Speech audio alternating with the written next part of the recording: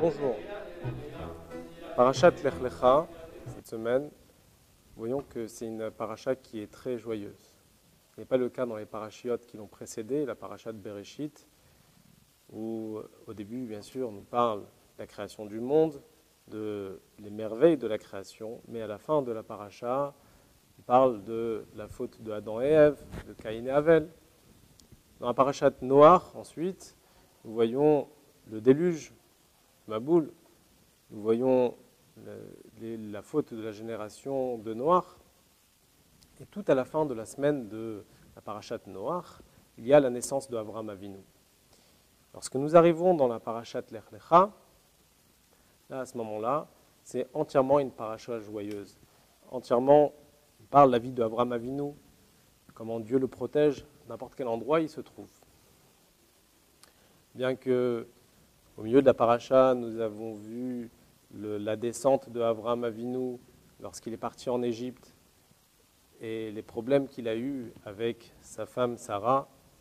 Mais quand même, cette descente, c'était justement pour une élévation, pour aller sortir et avec une grande richesse et avec beaucoup de biens. Donc en général, toute la parasha Lech Lecha, c'est une parasha qui est joyeuse. Pourquoi ? En réalité, la parasha de Bereshit, c'est une parasha qui parle essentiellement de l'action de Dieu, comment Dieu il a créé le monde, les merveilles de la création. Alors que la parasha de Noach parle essentiellement de l'action de l'homme, comment l'homme il réagit envers Dieu. Et on a vu la bassesse de la génération de Noach. Alors la question qui se pose, c'est comment il peut avoir une connexion entre les êtres humains et Dieu. Alors, la réponse est simple.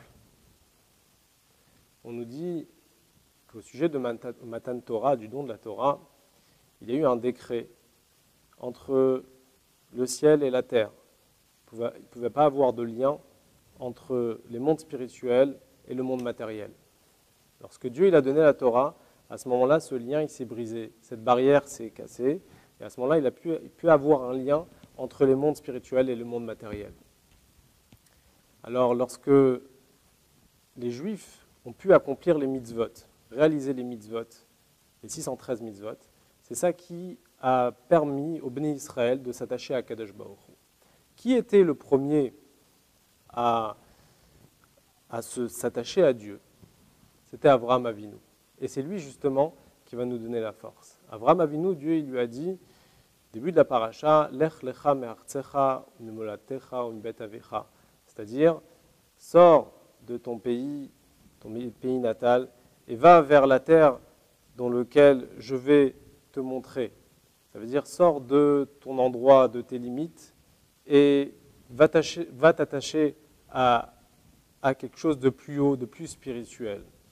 Et c'est justement cet exemple qu'Avraham Avinu a fait et a montré à tout le peuple juif, que nous maintenant, nous devons réaliser à présent, c'est l'accomplissement des mitzvot et l'étude de la Torah qui va justement nous rattacher directement avec Dieu. C'est justement la raison pour laquelle la parasha Lech Lecha, c'est une parasha qui est entièrement joyeuse, car Avraham Avinu était le premier homme à réaliser concrètement l'ordonnance de Dieu. Nous voyons aussi dans la parasha ce Misirut Nefesh, ce don de soi que Avraham Avinu il avait envers Dieu, ce qui différencie justement le don de soi qu'il avait Avraham Avinu par rapport à Rabbi Akiva.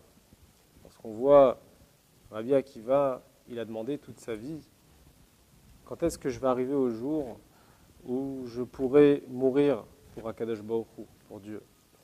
Alors que Avraham Avinu, il proclamait le nom de Dieu dans le monde, il cherchait à montrer que Dieu il existe dans le monde. Il était dans une génération où les gens ne reconnaissaient pas la présence de Dieu. Et il s'est dit, si un jour je devrais perdre la vie pour ça, je le ferai. Mais ce n'était pas ce qu'il recherchait principalement. Là, on voit l'attachement qu'Avraham Avinu il avait avec Dieu. Et justement, c'est l'exemple que Abraham nous a donné et nous aussi, on peut le transmettre à nos générations. Au revoir à tous.